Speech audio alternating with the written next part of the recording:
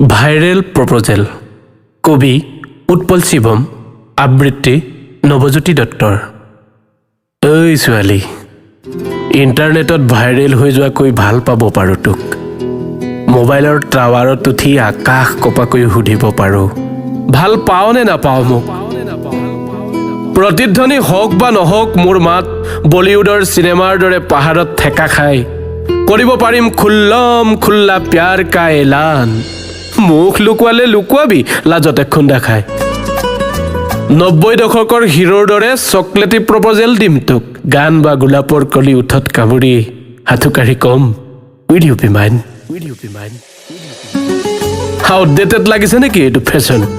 তেন্তে ঠিক আছে তোৰ ঘৰৰ কাছত হিল দলিয়াম মাজৰাতি চিঞৰিম নে ঘৰত গৈ ফেচ টু ফেচ লগ কৰিম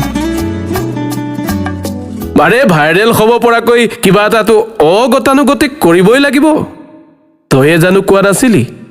তোৰ প্ৰেম হ'ব লাগিব ব্যতিক্ৰমী তোৰ প্ৰেমিক হ'ব লাগিব পাগল অভিমানী তোৰ হেনো ভাইৰেল হোৱাৰ খুব চখ মাজ ৰাস্তাত তোক উঠত উঠ গুজি লাইভ কৰিব পাৰোঁ মই জনাকীৰ্ণ ৰাজপথত আগভেটি উঠাই আনিব পাৰোঁ মই কিন্তু তোৰ ইজ্জতৰ খাতিৰত তলা লগাই বান্ধি থৈছো উন্মাদনাবোৰ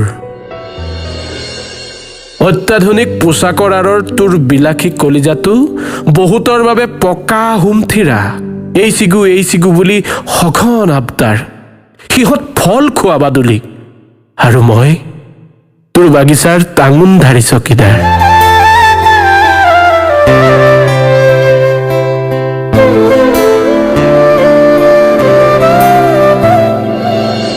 অধি মাৰ্চিডিছত উঠাই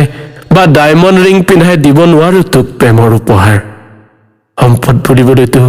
কলিজাখনহে আছে এবাৰ মাথো সঁহাৰি দিছা না মোক ট্ৰাষ্ট মি